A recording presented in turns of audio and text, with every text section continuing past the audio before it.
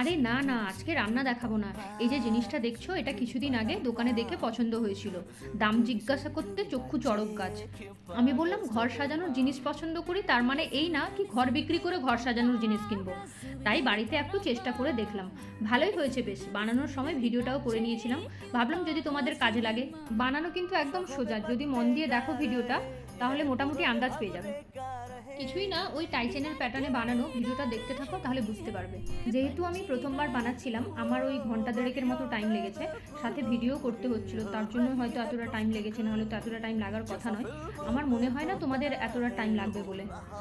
আমার কাছে এই হলুদ কালারের উল সুতো ছিল বলেই আমি এটা দিয়ে করেছি। তোমরা চাইলে অন্যান্য কালারও ইউজ করতে পারো। কথা বলতে বলতে কিন্তু বানানো প্রায় কমপ্লিট। দেখো জিনিসটা কত সুন্দর রেডি হয়ে গেল। ভিডিওটা কেমন লাগলো জানাতে ভুলো না। আজকে এটুকুই, বাই।